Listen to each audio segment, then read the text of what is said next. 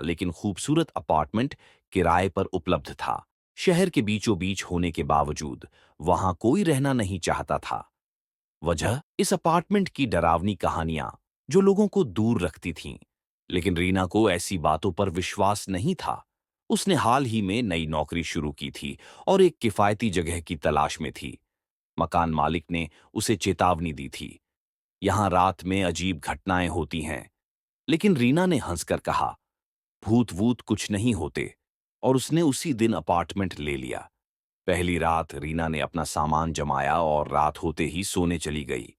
चारों तरफ सन्नाटा था, लेकिन ठीक 3 बजे अचानक उसकी नींद खुल गई। उसे लगा जैसे कोई उसके बिस्तर के पास खड़ा है। उसने धीरे धीरे अपनी आंखें खोलीं। कमरा खाली था। उसने राहत की सांस ली। तभी उसे छत से कुछ गिरने की आवाज आई। ऐसा लगा जैसे कोई ऊपर के फ्लोर से जमीन पर भारी चीज घसीट रहा हो। रीना हैरान रह गई, क्योंकि उसका अपार्टमेंट आखिरी मंजिल पर था। उसके ऊपर कोई फ्लोर था ही नहीं। शायद बाहर कोई होगा। उसने खुद को समझाने की कोशिश की और फिर से सो गई। दूसरी रात, अजीब परछाइयां। इस बार रीना पहले से सतर्क थी। उसने सोने से पहले पूरे कमरे की अच्छी तरह जांच की। लेकिन जब घड़ी ने फिर 3 बजाए, तो कमरे का तापमान अचानक गिर गया। फिर से वही घसीटने की आवाज। लेकिन इस बार आवाज उसके बेडरूम के दरवाजे के ठीक बाहर से आ रही थी। उसका दिल जोर जोर से धड़कने लगा। उसने धीरे से दरवाजे के नीचे से झांकने की कोशिश की। बाहर कोई खड़ा था। उसके पैरों के पास कोई लंबी छायादार आकृति दिख रही थी। धीरे धीरे वो छाया हिलने लगी। रीना झटके से पीछे हटी और लाइट जला दी। दरवाजे के नीचे से दिखती परछाई गायब हो चुकी थी। उसने खुद को समझाया कि ये उसका भ्रम होगा। थकान की वजह से ऐसा लग रहा होगा, सोचकर वह फिर से सोने की कोशिश करने लगी। लेकिन डर अभी भी उसके भीतर बैठा था। तीसरी रात, दरवाजे पर दस्तक। तीसरी रात रीना ने तय किया कि वह किसी भी हालत में डरने वाली नहीं है। वह अपने फोन पर फिल्म देखने लगी ताकि मन भटका रहे।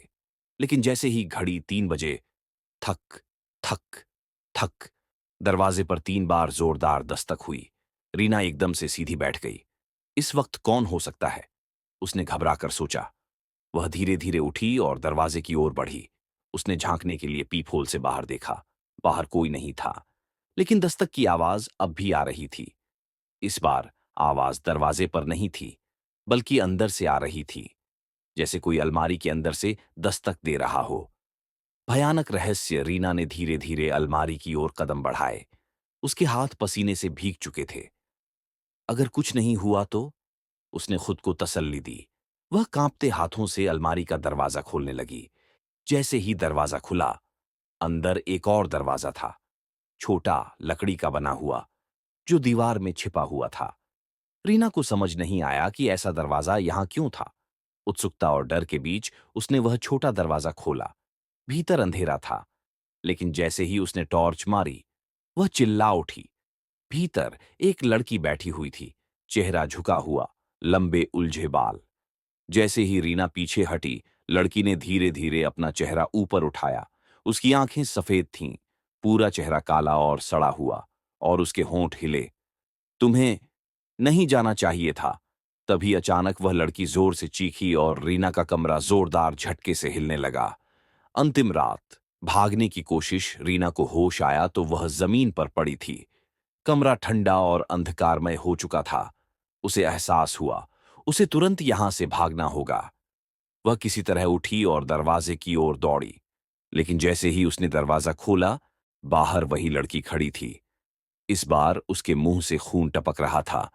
उसने अपनी लंबी उंगलियों से रीना की ओर इशारा किया। तुम अब यहां फंस चुकी हो।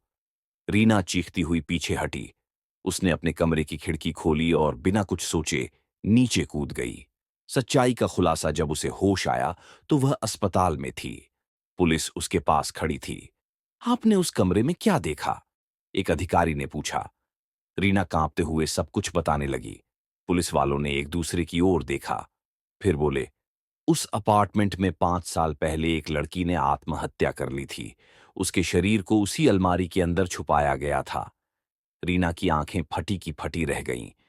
लेकिन उसका शरीर मिला था? पुलिस वाले ने गहरी सांस ली। हाँ, लेकिन अजीब बात यह है, उस रात जब तुमने भागने की कोशिश की थी, पुलिस वहां पहुंची थी, लेकिन कमरे में कोई नहीं था। रीना अवाक रह गई। वह सोच रही थी कि क्या वह लड़की वास्तव में वहां थी, या फिर क्या रीना खुद ही उस अपार्टमेंट में फंस गई थी। आज भी जब वह अकेली होती है, उसे लगता है कि कोई उसे देख रहा है, और कभी-कभी आधी रात को उसे वही दस्तक सुनाई देती है। ठक, ठक, ठक।